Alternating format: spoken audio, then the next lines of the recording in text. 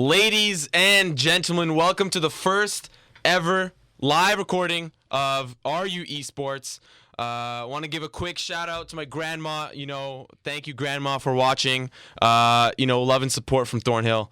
Shout out, to the girlfriend. I know you're either sleeping or doing the laundry or, not understanding exactly what we're saying. That one guy in Sweden, I see you. You don't know how you got this link, but hope you enjoy the show. RU Esports is the name of the radio show and pretty much what we're all about.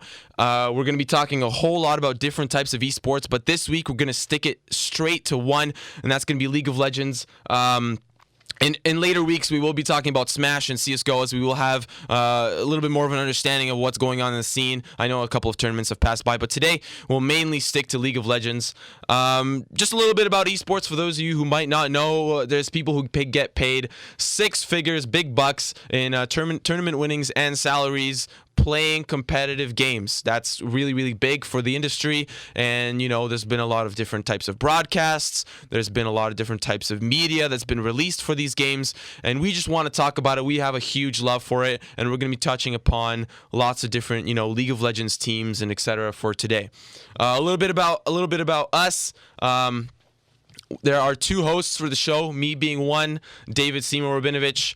I like long walks on the beach, and my favorite team is Cloud9. Everyone knows me for being a Cloud9 fan. And now to introduce my co-host alongside me, Joseph. Please introduce yourself. Hey, my name is Joseph. I'm a first-year sport media student here at Ryerson.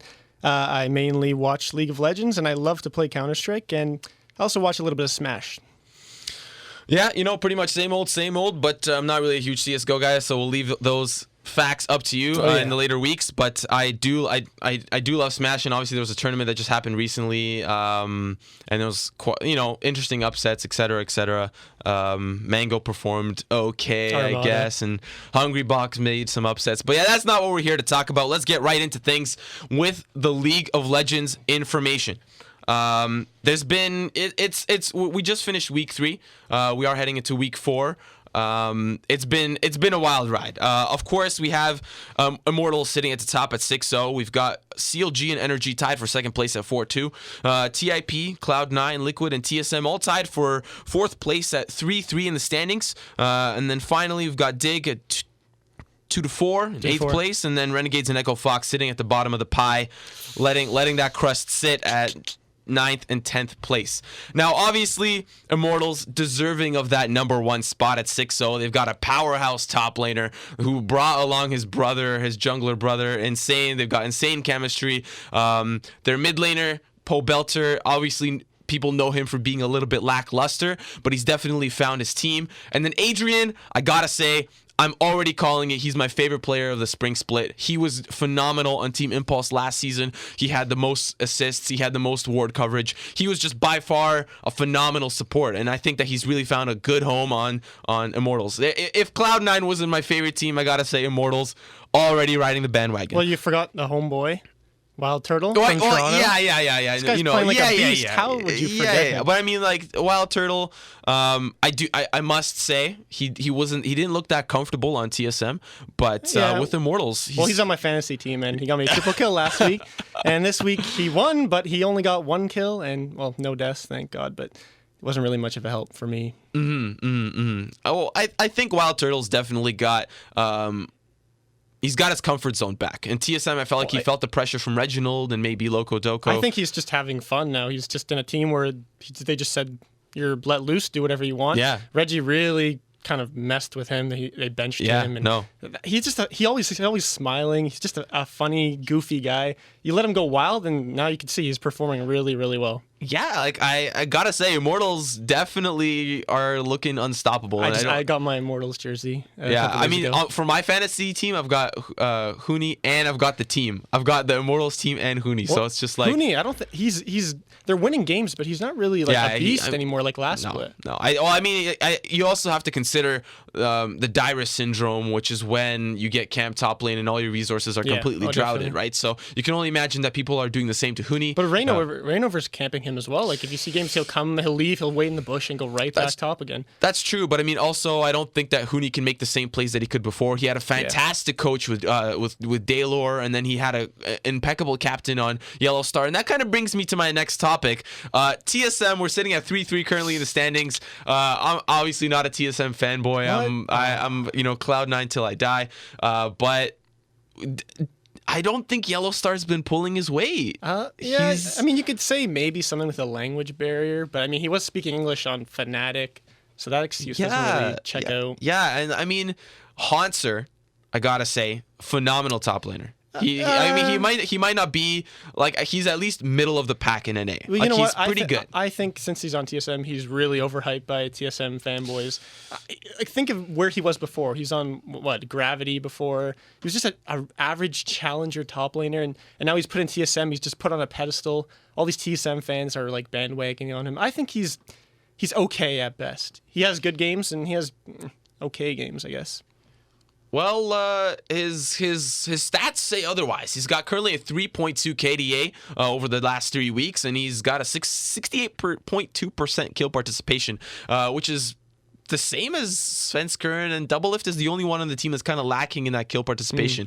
I must say, Haunter came in as overhyped. They're like, oh my god, he's the better Dyrus. He's going to be, the next big thing. Okay. But I got to say, the bot lane is what's really struggling on TSM. I don't think they might not have the same synergy, and also they keep putting Yellow Star on like Bard and Braum, champions that I don't think that Yellow Star really has the amount of control and power to lead the team. Well, he played in the same team for his whole career. Fnatic, he was always playing in the same organization with the same whatever manager, and sure, he had different players like throughout the years, but now he's on a completely different team, different organization, definitely different players, and a different continent too. So that could be a reason why he's struggling. Maybe he's just not fitting the same way he did in Fnatic. I think also we got to touch on, like, when you look at TSM, I think you need to look at the entire picture, right? Like, I look at the bot lane and I think, okay, these guys are struggling a little bit. Yellow Star's not on the same page as he used to be, I think, or maybe he's just not on the champions that he needs to be. Like, pick up a Thresh, pick up a Braum, pick up a Kench, whatever your flavor, pick it up. Don't be playing, situational supports when you can't create that situation for your team. But also, we have to look at Svenskeren. He's kind of been mediocre in my opinion. They did pick up a European jungler when they could have picked up really anybody. TSM could get anybody they want. And they pick up. You're talking about for jungle? Yeah, they pick up Svenskeren. I mean, well, the whole reason they got Sven was because there's not really anyone else out there that's like such a high caliber. Like, I remember the whole thing was there's like just no one else, and they even got Sven. They wanted just to try him out. If you remember, for IEM, they put him on the team simply to try him out, and he said, "No, that's not good enough for me." So they had to sign him on full time. And I don't know, maybe Reggie was right. I don't like to say Reggie's right with the talent, whatever, finding talent, but maybe just trying him out would have been the best opportunity. Maybe he would have left the team by now if he was playing how he is now. That's true. And one last thing that we got to touch on for TSM.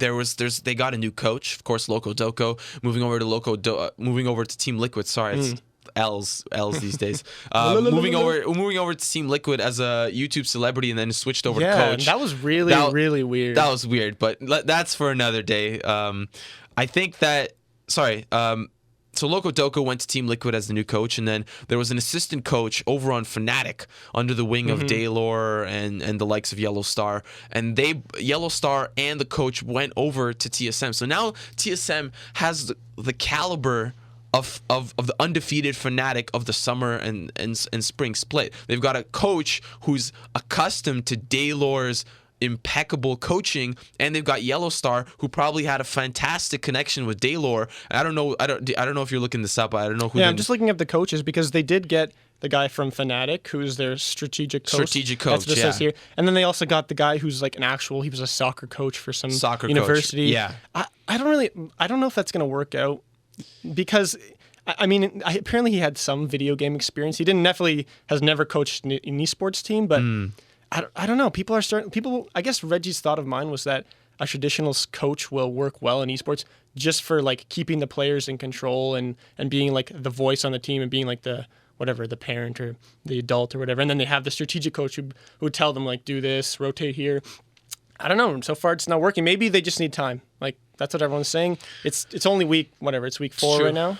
It's time true. will tell, I guess.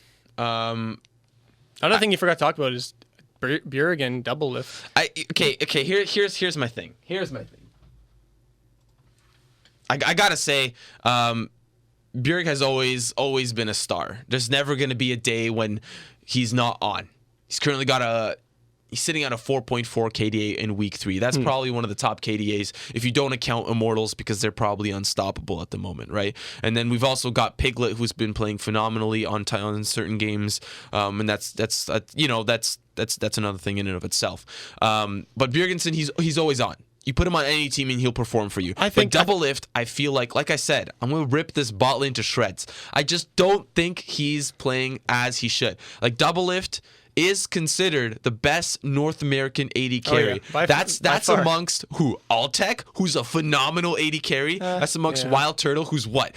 At the top of the standings with Immortals right now? I don't know. I think after this split, maybe Wild Turtle will take over as number 1. If Immortals keep playing like they do now, they're already 6-0. 6-0. They could pretty much beat every team for the most part. I think they beat. Did they beat TSM? They beat TSM. They did beat TSM. So yeah, and the funniest though was when CLG played TSM for the first time this split, and CLG just crushed them with Stixay. Like who is Stixay? Where? Like I know he was their sub for a while, but like he was the backup, and Stixay's playing really well.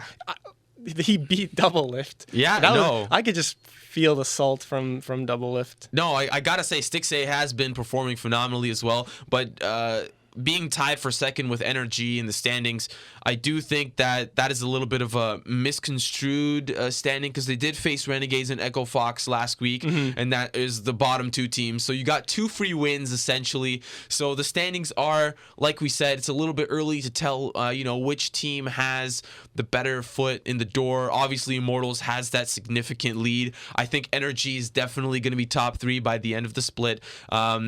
But who do we put in the kind of that up topper half? Well, I think this week's going to be really important because Counter Logic Game is playing Immortals in their first game. So that'll be a really big test for them. If they can somehow beat Immortals, then they will definitely have that second spot. But I don't know. The way Immortals are playing right now, I don't see why they would stop. And CLG is playing Team Impulse later this week. So. And also, I mean, there's another thing that we need to talk about is Never mind. I was going to talk about for some reason I thought about Team Liquid's weird roster situation, but that's not CLG. CLG, I think with the swaps and the changes that they've made, they're really relying on what I call the Team Impulse factor, and that's pretty much just let's learn the game, let's practice as much as we can, and see where we can. Of course, they've got star players in Afromu. They've got star players. Darshan. Darshan, they've got a great team, but I feel like all the players are not exactly at the top of North America, but they are playing like a top tier team. So maybe we'll see them, advance in the standings, or maybe not. I think that I think everyone on their team is, except for Afromu, maybe all their players are maybe above average. Like that's probably where they would sit right now. So I think the reason they're playing so good is they just worked really well as a team. They're all on the same level. Some games, different people carry. Like I have Darshan and Huhi on my fantasy team, so I watch them a lot. And it's different. Sometimes Stixay will get like whatever. He'll just turn on and go crazy.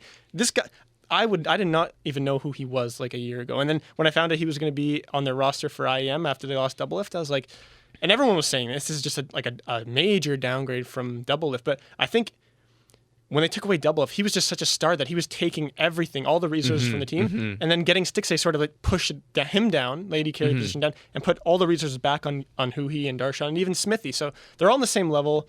They look pretty tightly knit. They got a really nice gaming house. They seem pretty chill, and I just think they're playing really, really well as a team, and that's why they're in second. One thing that we do need to touch on, the standings are kind of a little bit of a wish-wash right now, but we've got two teams that what I suspected would be at least in the middle of the pack. Obviously, I suspected Team Impulse to be at the bottom.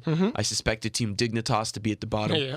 I expected who else did we got? Maybe Team Liquid to be at the bottom. Echo Fox. Sort of I thought Echo Fox was going to play phenomenally. Why would you think I was a Liquid? huge fan of C9's Roster changes. challenger team because they had Solo, Hard, Yusui, and Sheep, and then I forget their AD carry, but that's irrelevant. Their jungler and their top laner and their mid laner were playing phenomenally through the challenger circuit. I believe they fell to like Renegades or something like that. They fell to a pretty good team. I might be mistaken on that, but Hard and Froggen are the two key components of Echo Fox, and they're currently not able to get their roster visa issues together. And as a result, they even had to forfeit a game in, I think, week 2 against NRG, and it just honestly put them in a really, really tight spot. You think it put them in a tough spot? I had Froggen on my fantasy team, dude. Yeah. Do you know how horrible that was for me? Yeah, that's... Because that was like my third pick. And because the reason I had Froggen is because in the ULCS, he was always consistent. He almost never went negative. Even on bad games where they get crushed, he would at least go even. So I thought for sure he would just be a decent point person, whatever. Yeah. And yeah, we can talk about these visas. They're really messing up the LCS. Yeah, that's for sure. And you would think that the legitimacy of the region would allocate for, these types of situations. But unfortunately, Echo Fox has to deal with a tight spot. And then that's coming from, owner Rick Fox, who's in the NBA, a star player. He has a huge reputation. That's really ironic. And he's got his name on the team, and his team's in 9th place. An NBA legend cannot get an athletic visa for his esports team. Yeah, no, that's a little rough. But I mean, I will say this. Obviously, heading into week 4, week 10 is the last week of the split. Then we'll obviously be heading into regional finals, and then we will carry on to the international tournament, head back down to the summer split. I will say that what we are seeing right now is a combination of two things. The meta shift is obviously in a very weird place right now. We're heading into 6.0. I think. Why is Graves in the jungle? Yeah, no, that is just an absolute train wreck. I kind of zoned out for LCS for maybe I watched the first week, and the second week I kind of zoned out. I come back. Why on earth is Graves in the jungle? Yeah, and he's not even in the jungle. He's broken in the jungle. Yeah, for sure. He can keep neutral monsters away with his shotgun. He can get out of the jungle and do all of his camps without taking almost any damage. And he could just kite anyone late game. It's ridiculous. And actually a lot of junglers are really benefiting from that. What's his name again?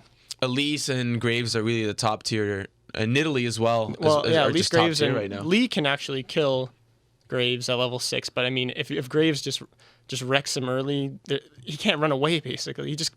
Graves can just kite forever. Yeah. Let's see. Dardoch is really, really... I think in Challenger, or his Graves was banned almost every single game. And in LCS too, except for one game, I think it was against Impulse. He was against Lee Sin, and they let him keep Graves, and that was really a big mistake. Yeah, but one thing that I was talking about before we move on to Team Liquid, because that's a whole different ball game. The situation as far as the whole region is concerned right now, so obviously the meta shift is in a really, really weird spot, and we're going to be seeing a lot of changes over the next couple of months, especially before the international tournament in around April, May. And then we're being followed up with all these roster swaps, and the team's just kind of getting a feel for each other. TSM's gonna kind of feeling out where their strengths lie and where they don't lie. We've also got Cloud9 who's got a double support swap. We've also got Renegades who's just got Crumbs. Don't know where Crumbs came from, but he came back from the retirement grave. The Prophet. And they're probably going to get a new support soon. There's just all these different situations right now, and I think we will see who is the cream of the crop by about week 7, week 8, and we'll be able to tell who can win the summer split right off the bat. But week 7, week 8, that's really late. I know. I think if Cloud9, Liquid, and TSM don't step up in the next week or two, I think just Immortals, Energy, even CLG are just going to pass them. CLG seems like the only older team that's really stepped up this split. TSM and Cloud9 and even Liquid kind of had a lot of hype going into this season, and it's not really justified, as we can see by the standings. Yeah, and I'm, being a Cloud9 fan and all. I think, sit tight, guys, because I'm gonna say being a Cloud9 fan and all pretty much the entire time, every single broadcast. But I gotta say, I was pretty hyped up to see the rotation between Hai and Bunny Fufu. But unfortunately, it hasn't been working out too well, and I'll tell you why. I'll tell you this. I watched their game this last week, and they played against TSM, and they threw a Baron. Yeah. Classic NA mistake. But the situation is Hai is not, I don't think he's shot calling like he used to. His shot calling might be at like a 90 or 80%, but it's not at the 100 that I know. It's not at the 100 that I've seen him play at. And with these rotations with Bunny Fufu, it might mess up the feng shui and the chemistry of the team because they have to get used to two different shot callers, right? Well, I think the reason why Hai is struggling, like, first of all, when he was mid laner and that's all he did, his shot calling was great. He knew exactly what to do in mid. He's played it so many times. Shot calling was just always there, like in the back of his head. He could do it easily. Then he got moved to jungle. Yeah. So he did learn a new role and still shot call. And his team, at first it was like, okay, maybe it's Hai shot calling, maybe it's the rest of the team being the best at their positions. Then it was, Hi, you're going to be moved to jungle, and the only reason you're playing jungle is because we need you to shot call. That's a lot of pressure. And then, not only that, then you move him to support. So that's 3 roles in a year, 2 years, like a year and a half, and everyone is depending on your shot calling, and you know that. That could really mess with a player, and that's, I think, why he's struggling. Yeah, no, and I have to give him kudos because I wouldn't even place him. Definitely. I wouldn't even place him at the bottom of the support tier list. I wouldn't. No, I wouldn't. I'm far from it, to be honest. He's a really smart player. He's a really smart guy, and I think he's obviously one of the first players to ever play 3 roles in it, and be the shot caller consecutively. Yeah. But the reason why he came into the jungle is because it just wasn't working with Meteos in the jungle, and I think they probably had some internal issues that they might have not. Well, they thought that Meteos would be just like Hai. Everyone thought, okay, maybe it was Meteos and Hai doing the shot calling. Maybe Hai's shot calling rubbed off on Meteos, but that didn't work. Yeah. No, I 100% agree. But Cloud9 is kind of like a dead horse. There's no use beating it. We know what the problem is, and I think it'll be really it's up to Hai. But do you think Hai will ever leave? Because in my opinion, I think if they want to be a top team, they can't get rid of Hai. You can't teach a player like Bunny amazing shot calling, and you definitely can't. You couldn't teach it to Meteos either. Let me riddle me this, Joseph. What if they do? What if they teach Bunny Fufu how to shot call? If it was that easy, why don't you just teach? I don't know. I'm trying to think of someone who's really good mechanically but stupid as. I don't know. Here. Okay. Listen to this. I'm gonna break it down for you, plain and simple, nice and pretty. We've got the whole spring split to figure out this whole roster swap situation. Sneaky is the key component in this formula. We've got Hai consistently playing support with Sneaky. We've got Bunny Fufu playing consistently support with Sneaky. Hai's main role on the team is the shot caller / initiator. That's why he plays Braum. That's why he plays Alistar. Haven't seen him on Thresh. Don't think I will. I just don't think that's... He can't. No, he can't. I think Sneaky will be able to guide Bunny Fufu in a good direction. Oh, yeah. If Sneaky and Hai develop this great synergy, which they already are, they already have been developing pretty darn good synergy. Well, they've been playing together forever. Exactly. And the fact of the matter is, if Hai is able to pass off his knowledge to the rest of his teammates, provide such a good atmosphere, it's up to Bunny Fufu to just learn that. And I know what you're gonna say. How can you teach somebody how to shot call? Trust me, I think that Hai can really develop Bunny Fufu's gut instinct. Okay, you're right. I think definitely Bunny Fufu will become maybe a smarter player. I don't think the plan is that he's gonna be the shot caller. I don't think that's true. Who would they get as their shot caller? That's the thing. That's what I'm trying to think. And one thing we're really ignoring here is we're really only talking about the bot lane. What about the rest of the team? Wasn't Jensen or what was his name before? No. We've got Balls, Jensen or Incarnation. That's it, yeah. We've got Rush. Yeah, okay. We're completely forgetting about that's what Rush. I'm saying. That's what I'm saying is we're not talking about these guys. These Balls used to be the best top laner in North America. His Rumble was crazy. Where is he now? He would play Maokai a little while ago, pretty well. He's just I would say he's a bottom of NA top laner right now. He's definitely not playing well. Ooh. Rush was supposed to be this guy that would get tons of kills and whatever. I think he'd love to gank and stuff like that. And Jensen when he got unbanned, do you remember the hype that was around him? This guy was a crazy all-star in solo queue. Yeah. Everyone was hyping him up the whole time. And right now, it's like everyone's talking about and kind of sneaky, whatever, and Bunny. This rest of the team needs to step up. It's really like you can't expect High to do everything on the team. He can't be the mechanical guy making plays. He can't be the shot caller. The rest of the team has to get some kills. Like, can't Jensen get some solo kills? People are saying he's as good as like Bjergsen. He is, and No, I don't think he is. Whoa. Okay, maybe he is, but he's definitely not playing like he is. Do you think he's playing right now? Okay, as good as Bjergsen? All right. No, he's not. Looks like we've got a little bit of a You disagreement. really think that Jensen is as good as Bjergsen? Biases aside. I'll pull up stats. Biases aside. Let's take a look at the stats. 2.6 KDA currently, 63.2 kill participation. Obviously, not exactly, the prime mid lane. But, like, have you watched the Cloud9 games, though? Have you seen them? I've seen him play. And honestly, let me tell you this.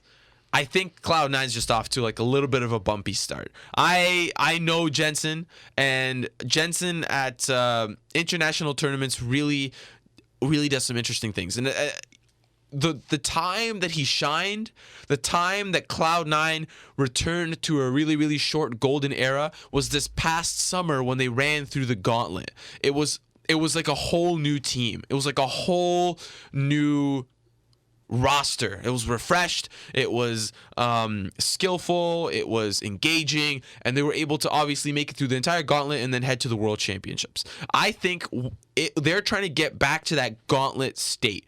But like I said before, buddy, the roster swaps are a little bit annoying, and the meta is shifting like calculus equations, man. It's just not. It's not. Everything is literally going to shit. Yeah, everything is going to shit. No, That's for sure. What is happening right now? Now let's talk about something that's not gone to shit. Team Impulse.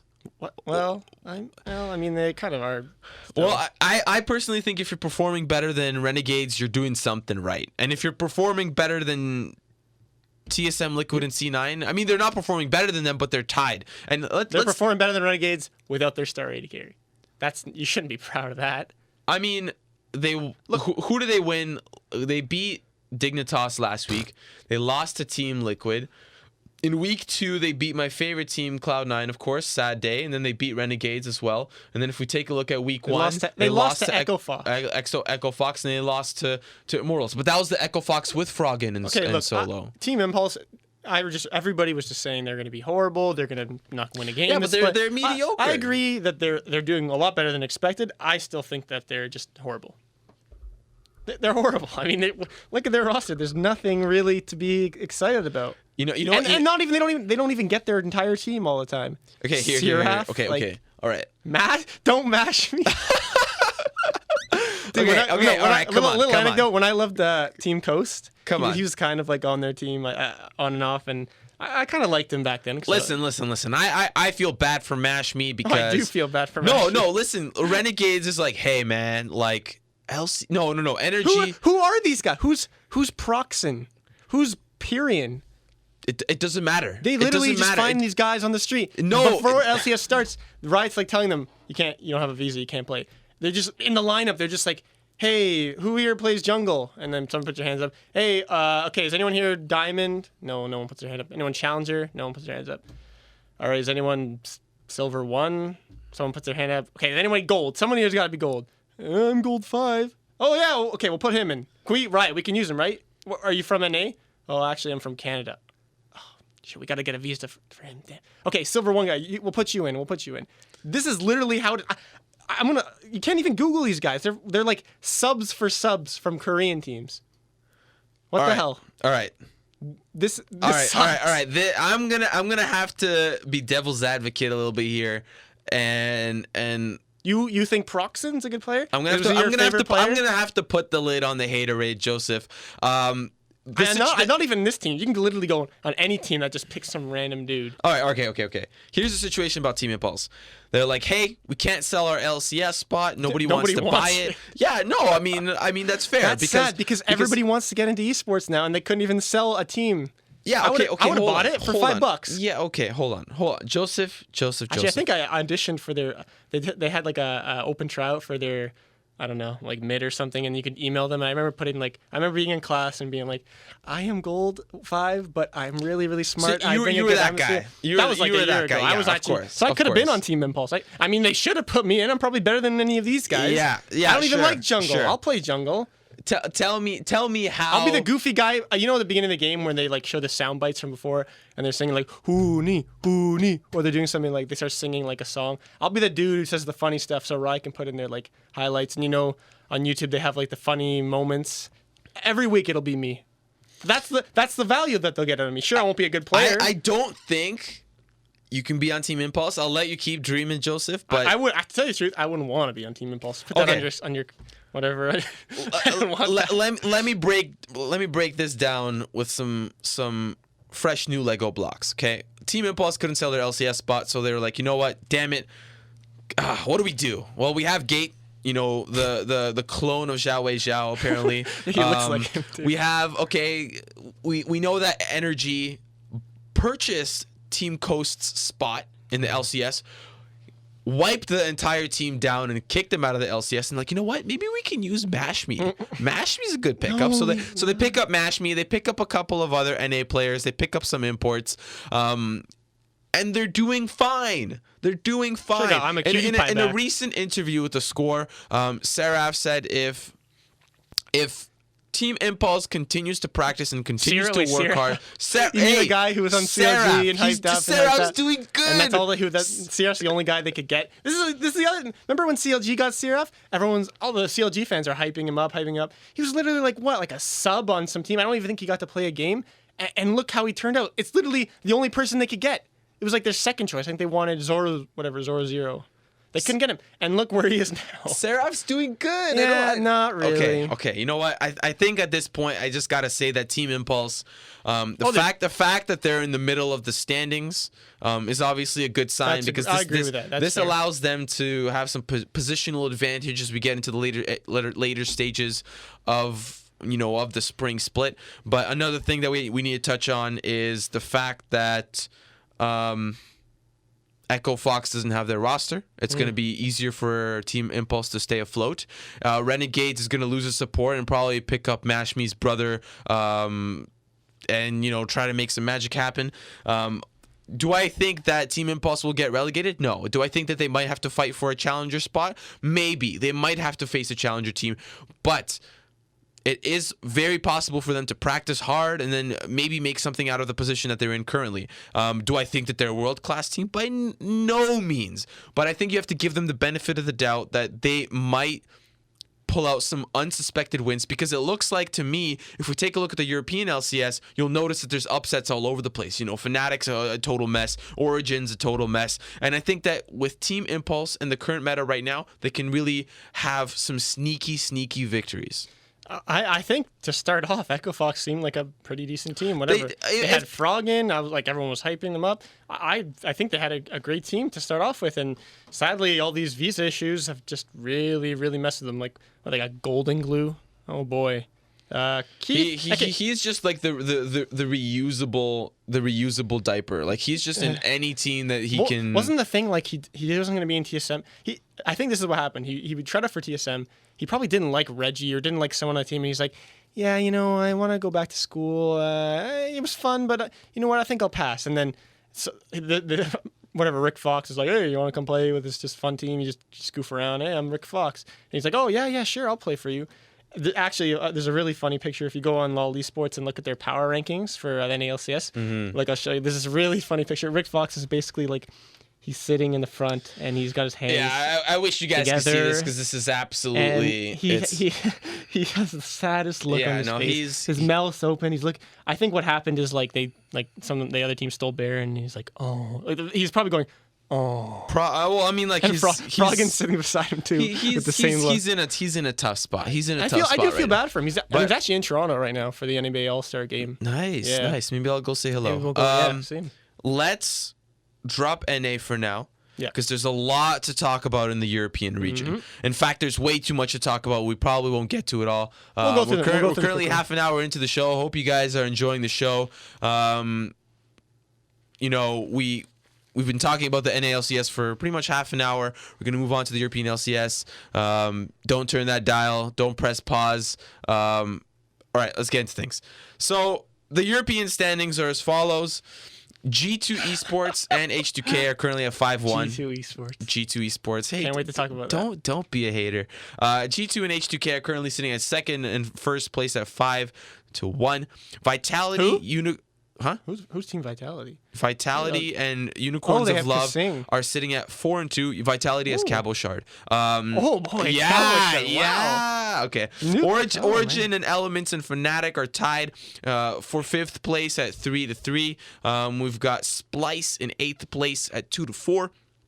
And then finally, Rawcat at 1-5, which we'll talk about, and Giants 0-6. I'm not surprised about Giants. They've kind of been the downfall. They're like the Team Impulse of EU, and they actually lived up to expectations. See, the thing that you can give to Giants is that they lived up to their expectations. Unlike Team Impulse, who went a little bit higher, Giants, they actually did what everyone said they would do, and that would be to do really bad. Like who is what's his name? Is XPP. His name is literally XPP. He has red dyed hair, long flowing brown hair with little red tips, and his name is XPP. And he plays mid. And he's got probably a piercing or two. Oh man. Joseph. Who are these guys? Some Greek? No, probably not. You're a hater. Okay, Giants Gaming, of course, yeah, they're not doing. Let's start at the top. No, Giants Please Gaming. Hold on. G2. I'll have one thing to say, and then we can move on. They're not having a good split. Oh no. They won't have a good split. They'll probably be relegated. Never win a game. That'd be cool.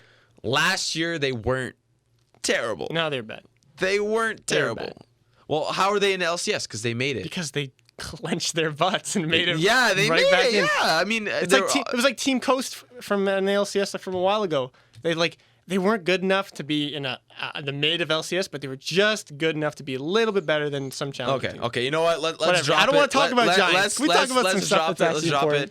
The first thing that I want to talk about, I'm not even going to talk about G2. No, that's a Cinderella story in and of itself. H2K is the well-deserving champion in this case. Yep. But let's talk about Rawcat. Currently sitting at 1-5 in the standings. They're 9th place. Used to be such a powerhouse team, but with the likes of Airwalks and Betsy, they obviously have like a somewhat decent lineup. They've got Freddy 122 in the top lane. These are all notable names in the European region, right? But they have had some of their own visa issues with Edward, which is so disappointing because Edward is a phenomenal support player. Phenomenal. I like Edward. I actually do like. But to say you can't say he's phenomenal. He was good like 3 splits ago. I think now he's like an average player. He's an average player. Sometimes less than average. Okay. He's good. He's good. He's likable, and he plays. He's the Thresh Prince, and there's like 1,000 other Thresh Princes. He's the Russian Thresh Prince. Don't you forget it. Yeah, but the recent big news, ladies and gentlemen, is that Tabs, that's TABZZ, has been picked up by Rawcat. They're going to shaft their other 80 carry player, Saphir, who is not working out for them, who's given them considerable losses, and they pick up Tabs. Tabs, to give you guys a little bit of a rundown, he used to play on Elements about a season or two ago, and it just wasn't working. Elements was the doomed super team that had like Dexter and they were doing Froggen. good. Tabs was when they won. Giants is this year's Elements, okay? No. When Elements won the split, they were like a world-class team. And Tabs they was weren't a called beast. Elements back then. They were Alliance, yeah. Yes. But they had Tabs, and Tabs was a beast. He was. He was a beast. He was. And everything was looking so good for him. Even if he left the team, there were so many other teams he could have joined, and he kind of just died for like a good long time, and now he's back. And by the way, I'm looking at my fantasy league right now. To anyone who's in my league who's watching, why have you not picked up Tabs? The only reason I haven't picked them up is because I have Freeze and Wild Turtle. I bet you in the next like 20 seconds, somebody in my league will grab Tabs. And anyone else who's in the fantasy, grab Tabs right now. Just on your bench. Yeah, no, I think I might need to pick up Tabs myself, but I do have Stixay, so I'm not really complaining. Yeah. And in my back pocket, I've got Keith McBrief. So for when Froggen and Froggen and Solo come back to North America, we're gonna make some in your pockets. A 2K. Okay, 2K. All right. Oh my goodness. Okay, back to Tabs. So obviously, phenomenal player, gone kind of Courtney Love in the business. He kind of let himself go a little bit. But the key thing here that you need to know is that he got picked up. He was on a challenger team trying to make it in, but I think he got shafted by another team, and he just kind of had a nice long face after the game, and he was like, damn it, like, I'm not going to be an LCS. Like, Mom, what do I do?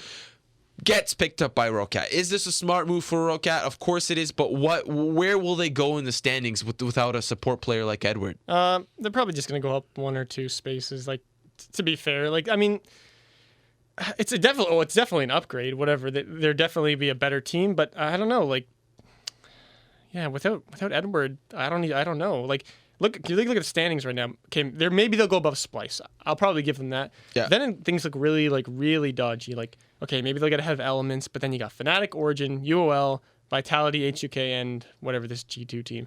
So I mean, at best, say like top 6 in EU, and that's like really giving them a lot. Tabs is definitely a great player. He's definitely an upgrade, but that's as far as they're gonna get. Okay. All right. There are some pretty good teams right now in the European region. Oh, somebody in my league picked up Tabs. That's it. That's they it. Shifter. Locked it in. One of my past favorite players. So Rocat, I think, might go up. Oh shit! The guy that picked it up, I'm against this week. Oh man.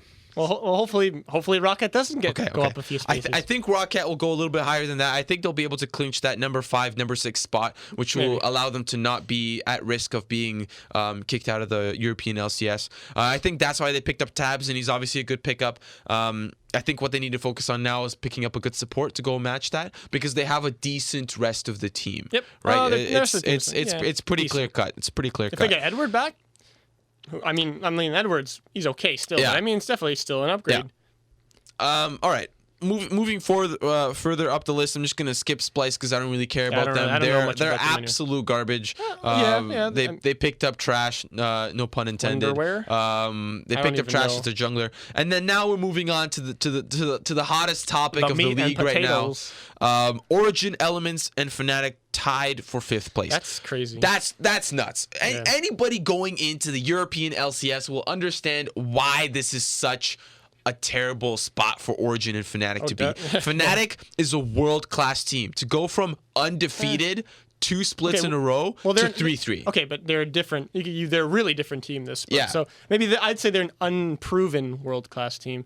So if you had gone into the split, you would have said maybe lowest they go is like 4th or something. Like, definitely not down here with Elements. Like, Elements. Their Elements is just a trash can where people go to die. No. And can I say one thing? Why are people hyping up Steve? Is it because his name is Steve? Is that literally it? I'll tell you. That's literally it. His name is just Steve. I'll tell you. Have you not thought about the rest of their team? I'm looking at the rest of their team. And who stands out to you the most? Only Gilius, because he played for SK at Worlds. He played for SK at Worlds because Sven said something incredibly racist, and he was the only person they could get. He must have been their sub. And the only other name I see is Mr. Rallas, and I mean, what he was on. Mr. Rallas is like the Don't Mash Me of. What was the team he was on? Like first, they had he might have been Super Hawk Crew. Ugh! Don't even remind me. That's a blast from the past. And then these other two, Ika and Spartel. Those are no names. Again, no names. I haven't seen those guys. They might have been in the Challenger Series, but I don't really follow the European scene as much as I do follow the North American scene. But I must say, they had an interview with Gillis, they being the RU Esports, and what he said was, the meta is in such a place right now that anybody can win. And we're seeing that against Fnatic. We're seeing that against Origin. G2, the unstoppable team, is at 5-1, which means that they have the capability of falling a little bit. H2K as well has the capability of falling a little bit, having 1 loss as well. But they are obviously a confident team. Vitality, Unicorns of Love. Everybody is at risk for getting knocked out, and anybody can take a game from anybody. It's really European LCS is a little bit more free in that regard. Well, NA's kind of like that too. I mean, right now all of LCS is just a big mess. Like, why is Team Impulse winning any games? Why are Elements winning like 3 out of their 6 games? It's just a huge mess. I don't expect Elements to do. I think this is as high as they're going to go, unless again it's some weird fluke like with Origin. No, they didn't have a gaming house. I don't know. I think Elements should just go right back down to number 9. ahead of Giants, maybe ahead of Splice. That's all I see for Elements. And also, we got to talk a little bit about Origin, because Origin should be at the top of the list. Oh yeah, like Niels and number 1 or 2. Mithy and basically the same team as last, except an upgrade from Expeke. Yeah, and Soaz. It's really weird that they're down here. I think the whole thing was in week 1. Remember, they didn't have their gaming house for like the week before. Mm-hmm. They were locked out of it or something. So okay, fine, that's 2 games, but I don't know. Like I guess they since then they've been playing okay. Let me see who they beat. They definitely should be a top 2 team, like number 1 or number 2. They were a world-class team, and the only player they changed was one of the least, like the smallest roster change was just Power of Evil for Expeke, and that's a really good upgrade, I think. As far as the international scene is concerned, that is a good pickup. But I think that Power of Evil needs to get adjusted to the team a little bit. With Amazing being in the jungle, you're switching mid laners. It's honestly a chemistry thing. And also, Power of Evil has been known to kind of have these weird picks, like playing Kale, which didn't really work out last season. So he's known because of that Unicorns of Love affiliation, where they used to pick up really interesting champions. Something. You know what? You can forgive this 3-3 Origin because, first of all, again, their first week they didn't have their gaming house. They couldn't practice. Sure, excuses, but whatever. You look at their schedule. First match, Fnatic. That's tough. Yeah. Second match, H2K, arguably the best team in LCS. True. And then third match is Vitality, who are playing really well. True. So you can really forgive them. And then that was they were 0-3 at that point. And then they picked it up. I mean, they had a okay, like slightly easier schedule, but still they picked it up. Oh no, they beat ULL and then they lost to Vitality. But yeah, they picked it up. Last week they went 2-0, right? Mm-hmm. So yeah, I think they're going to come back. They're going to go right back on top, I believe. Yeah, no, I think that for both regions as a whole, the spring split's kind of just like let's test the waters, right? Well, yeah, the first half. The first half especially will be like that, and then the second half will be more of a domination. We'll see teams like Origin maybe pick things up. G2 will be definitely at the top of things. I don't think G2 will fall. H2K will stay up there. Talk about G2 North America, Immortals, CLG, and then one of those teams that are tied for 4th right now or 3rd will climb up as well. But we need to move on to the stronger teams of the European region. Next thing let's go to Fnatic. Oh, right, yeah. Fnatic. I don't even really want to talk about them. Yeah. They lost their star players. Their coach isn't able to repair the damage of these weak players. I got one word for Fnatic. Gamsu. Ex-player from one of the world leaders of esports, Team Dignitas. When I first heard about this trade or this roster move, I was just really, really, really confused. Like, why on earth would you pick up Gamsu? I mean, I'd rather take one of those weird, like, no-name Korean sub guys. And okay, people are going to say, yeah, Gamsu, whatever. He had that crazy Olaf game where he, like, 1v1'd or 1v2'd or whatever with, like, 2 health. But maybe he's just being unlocked. He's on a good team. Maybe when he was in Dignitas, he was kind of just goofing around. He wasn't really serious. He's in NA. He was near, like, Kiwi Kid and all that. Okay, maybe he's going to play better now, but I think they got Gamsu and Spirit, 2 like brand new players, and Noxiac, who's actually been playing really, really good for someone I never heard of. So I think I should expect Fnatic to go up again. Yeah, for sure. Yeah, I just don't really like talking about them because I'm a little bit confused. I don't know. I just feel really bad for Origin and Fnatic at where they are in the current standings, but we will see them climb back up because now. I do think that now that Vitality and Unicorns of Love are where they are, I feel like they might fall a little bit. I think this is where the transitional phase will happen. Unicorns of Love lost their jungler because of a visa problem. Diamond Prox, who's back on top of things. He was playing like a demon. Yeah. Like, where did this guy come from? Dude, he was in the enemy's jungle. He was in his own jungle. He is a legend, dude. Yes. He used to be the guy. He could play Diamond can literally play every single champion. Yes. He can play any champion. And with Graves in the meta right now, I think Diamond Prox really missed his window, and this visa issue just stabbed him in the back. Well, I think any champion and any jungler, like, that's what he was known for. He'd play like Udyr, he'd bring out whatever stupid champion. Evelyn. Yeah, stuff like that. And that's what was so great about him. And then I guess when he was on Gambit with like all the motivation and morale, and he came back to this UOL team and he played really, really well. Yeah. And it's such a shame that whatever this Russian visa issue is German and Russia together. It's really a shame with Edward and Diamond. It really is a shame. Otherwise, if they really work hard and play really, really well, I expect them to get maybe third or fourth place. Well, they did pick up two. Maybe fourth or fifth. They did pick up 2 junglers recently. They've got Rudy, don't know who that is in the jungle, and they've got Dejoko. Yeah, Rudy kind of actually, just like. I think he was just recently announced. Yeah. Didn't they do that thing where it was like, we're looking for like they must have been really desperate. They put a post on Reddit. If you look at their LoL esports roster, they've got 4 junglers on their team right now, so they're definitely going to be doing some. Well, they swaps. did that open trial where they said, like, do you want to try out? So they're probably just like, this guy looks the best, whatever. Team likes him. Let's talk a little bit about Vitality. Unicorns of Level, we'll have to keep our eye on as the weeks progress. They've got Cabochard, Shook, who I personally think is like probably the worst jungler in the European LCS. Really? You can fight me on that. Nuke Duck in the mid lane, who's like the middle of I think he's a legend. He's the too. middle of the sandwich. He's the tomato in between the mayonnaise and the lettuce. Yeah. We've got Yarnan, who I personally haven't really heard of, and then Kasing. Kasing we saw in TSM. He kind of did like an open tryout at IEM. He played. He played. And then now he's on Team Vitality. I think this is a top 5 team. I think they'll stay where they are. Yep, I'd say the same thing. I think the only players to look out here are, of course, like Kasing. He's just been a beast on Thresh. And you know what? Look out for Nuke Duck, because that guy, when he was on Rocat. Yeah, but he used to be on Ninjas in Pajamas like a really long time ago. He was on Lemon Dogs. Wait, was he? He was. I'm not sure if he was whatever. on. He was on one of those, right? Lemon Dogs used to be this legendary roster. It was Nuke Duck, Dexter, Mithy. I think Tabs was on it as well. That was when Lemon Dogs was just this phenomenal force. And in the top lane they had Zoro Zero. Oh my god, that is like the team. Like when Nuke Duck was on Lemon Dogs and then he went to NAP later. He was just like he was a top player and top mid laner in his region, and again he just like kind of disappeared. Really, no one. I guess he went to Challenger. I guess you can say he ducked. Turn the show off.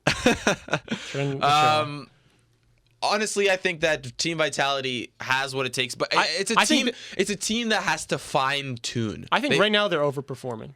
They're overperforming. Would you agree with that? A little bit. Okay, a little bit. I gotta say that once Origin and Fnatic get back on their feet, it's a team that needs to be fine tuned. They're like the CLG of North America. They're like pretty good, but they just need little tweaks here and there. That's a really good comparison. Yeah, I think for sure. I think their potential is really, really high. Right now, they're a little bit over like their average like potential. I think if they work hard, they work really, really hard, they could get up there, I think. Yeah, and next week, if we take a look at the quick schedule, they are going to be against Elements, which I think they'll win that game. And then they face off against Unicorns of Love. 2 teams kind of like in the middle of the pack, and I think Team Vitality has at least one of them under wraps. But we are nearing the end of the show with 9 minutes left, and there's just 2 teams left to talk about: G2 and H2K. G2, okay, I don't know where these guys came from. Let me just say one of the K. I'm going to give you two teams. I'm going to describe 2 teams to you. Okay. One team, super EU team. They just put together whatever they were in the meat factory, and they saw on the ground there was some prime rib lying around on the floor. They picked it all up. They put it in a nice basket. They put it into the blender. They got some nice pig skin and made a nice sausage out of it. A beautiful, beautiful sausage, hot dog, whatever. And that's the team you got. The other team looks like a team that was, again, just picked out of no names. They just grabbed, I don't know, they were into the grocery store and it was closing, and there was, I don't know, they went to the vegetable aisle and they just saw a bunch of sad vegetables that it was the end of the week. You know, the key question I have to ask is, were they rotten vegetables or were they fresh? Okay, I think they were nearing their expiry date. Or they were just never really ripe in the first place. So they were the neglected vegetables. Yep, the neglected and the undeveloped. So you're obviously talking about G2 esports as far as the neglected vegetables go, and then you're talking about H2K with this blended factory. But I might say Sausage. I think H2K made a little bit of a mistake very recently. What's that? They picked up Selfie. Selfie was a guy, I think he was on Super Hot Crew. He kind of had a hard time getting back into, the swing of things. I think he was like rostered. Okay. He was thrown around on a couple of rosters. That's not a mistake though, because they couldn't get Ryu because of Visa, I think, right? Maybe. They lost. No, they lost. Yeah, they lost because Ryu would be there. They wouldn't put Selfie over Ryu. I think if Ryu was in the team, I mean, they're already looking great. Yeah, for sure. Yeah. I think if they had Ryu, they'd be maybe better, maybe the same.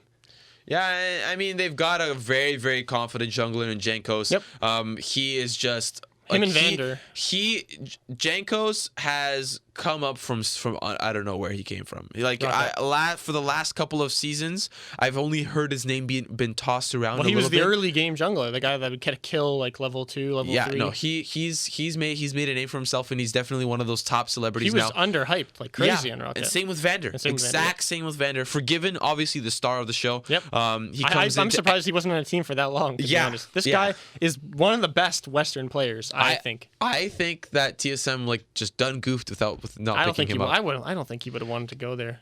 And just take this in, okay? Just imagine you get an NA jungler, and you like I don't know, who do you pick up? No one. There's no one NA jungler. Crumbs? Were you gonna say Crumbs? What were you gonna say? what were you gonna say? Cremedios. That's who I was talking. Cremedios. No, Cremedios. No, you pick up Dardoch. You pick up Dardoch. But nobody knew who Dardoch was back then. It's okay. It was only like this last 2 weeks. You look at the challenge you're seeing, you pick up a jungler, and then you get Forgiven Yellow Star. That's a phenomenal bot lane.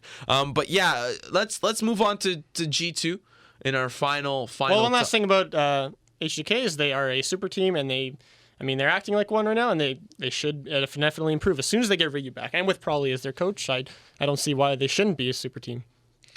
Okay, got it. Nailed it. Moving on, we're going to move on to G2 now.